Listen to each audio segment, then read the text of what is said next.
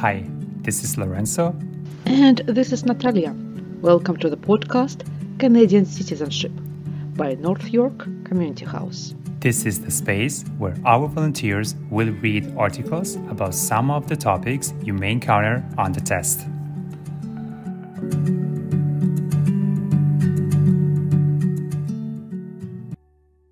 Welcome, everyone. Hi, everyone.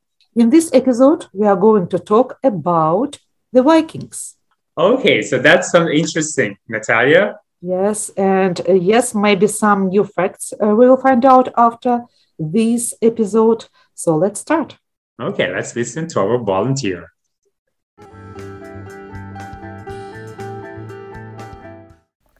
Hello, everyone. I'm Charna and I'm a volunteer at North York Community House. Today, we're going to read something about Vikings. Viking Vinland. What kind of evidence can prove the Viking presence in North America? Indigenous people have been living in North America for thousands of years. The first European explorer to set foot in North America might have been happy to see land after crossing the Atlantic Ocean. He might have felt that he had finally arrived in a place of great potential with a lot of resources for food. Who was he? Many historians and archaeologists believe he was a Viking named Leif Ericsson. This means that if this is true, he beat Christopher Columbus to North America by about 500 years. The Norse people had told stories regarding Leif Ericsson from generation to generation, and 800 years ago the Norse people started to write down these stories called sagas. According to these sagas, the Vikings left Greenland and sailed west to a place named Vinland, or Wineland. It was called Wineland because the grapevines were everywhere, and the Vikings produced the best wine from them. They also found a type of wheat they could use for bread, and they also found lots of trees. But the question is, was Vinland just a legend, or was it real? Researchers realized that by finding Vinland, they could prove that the Vikings landed in North America before the European settlers, and that the sagas were not just legends, but actual travel logs.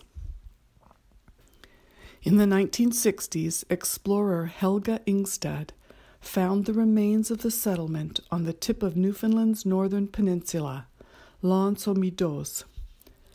The bumps and ridges found in the ground were typical of Norse sod houses and turned out to be remains of the walls of 8 buildings.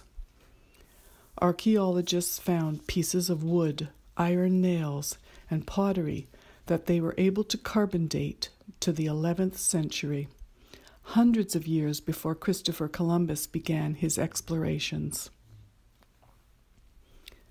If the sagas were facts and not fiction, some things did not match. The grapes do not grow in Newfoundland, and the northern peninsula does not have thick forests. The land around L'Anse-aux-Meadows is marshy and grassy. Many anthropologists believe that the settlement at L'Anse-aux-Meadows was just Leif Ericsson's camp. It might have been used as a gateway to Vinland, which would have been farther south. This could explain the butternuts found at L'Anse-aux-Meadows. Butternuts grow in hardwood forests where the summers are long and warm. The closest places where they could grow wild are along the St. Lawrence River and on the coast of New Brunswick. Also, eastern New Brunswick has long, sandy beaches. Along the shores there is a type of dune grass known as mealflower. Is this the wild wheat the Vikings mentioned? Nobody is searching the New Brunswick coast for signs of Vinland today. When Vikings went to look for wood and food, they did not stay in one spot, but moved around. In such situations, they lived in tents or in booths. Booths had walls of sod and roofs of tent cloth, and such buildings do not leave much or any trace in nature. No Viking settlements have been found south of L'Anse aux Meadows, but researchers have found evidence of more Viking visits in another part of Canada.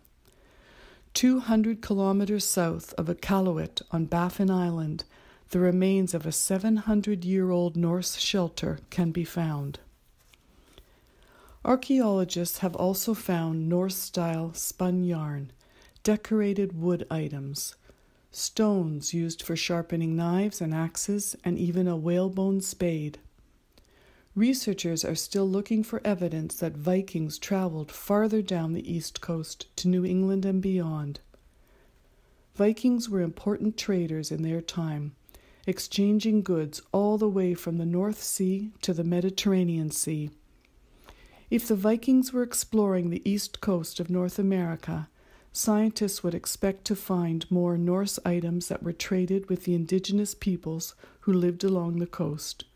No evidence has been found along the east coast, but researchers are still looking. I hope you enjoyed this reading. Good luck on your test.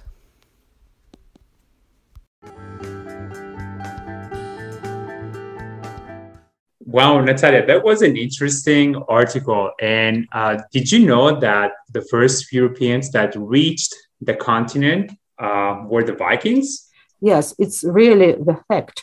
The name Viking came from the Scandinavian themselves, from the Old Norse word vik, which meant bay or creek, which formed of the root of Viking, which means pirate.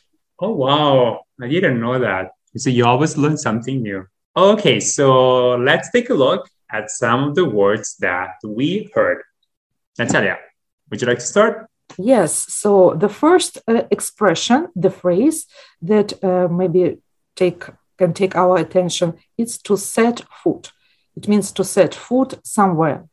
If you say that someone sets foot in a place, you mean that they enter it or reach it, and you are emphasizing the significance of their action. For example, the day when the first man set foot on the moon. In study guide, you can meet the phrase John Cabot set foot on the East Coast when they reached, as we think today, Newfoundland. Set the foot. Okay, to set foot. Interesting. Okay, and our second word is sod, like sod houses. Natalia, do you know what sod houses are? I think today we can buy sod. Yes, it's about houses. Yeah, yes. Maybe we cannot buy sod houses. Yeah, but sod is the kind of grass that has like a rectangular shape that has been cut from an area of grass. And you can buy sod, for example, at the store for your lawn. And in our case, the Vikings created sod houses, so houses that were covered by dirt and grass. Yeah. Good. Yeah. Hey. Yeah, it's interesting because we spoke about the scientists and they were able to carbon date. So carbon date, I found out, because I need once again go to the dictionary and find out that it means to estimate the age of an object or a plant or an animal origin by radiocarbon dating. So it's a special tool, I think, that researchers can explore the item and find out the age of this item. Interesting. Carbon date. Yeah, thank you. Thank you, Natalia. This is how the scientists, I think, they find out a lot of objects that were left from the Vikings and can make their assumptions who first entered this continent. Okay, interesting. Okay, and our next word is marshy. Okay, so marshy, I think for some of you, maybe some of you might be familiar with this. So marshy area is basically an area that is always wet and muddy. A synonym could be swampy, like a swamp, like a place that it's always wet and muddy. And one more word we would like to go through, it's gateway. Gateway. So actually, this word has several meanings. The first very common meaning is an entrance through a wall, fence, where there's a gate to somewhere. In our study guide, we can meet this word with the meaning a place through which you have to go to get to a particular area. For example, the port of Vancouver is our gateway to the Asia Pacific. But also interesting that this word has special meaning. For example, a way of achieving something. For example, hard work is a gateway to success. So let's do our gateway to the success of our students. Exactly. So thank you, everybody, for listening. And we will see you next time. See you next time. Bye-bye. This is the end of our episode.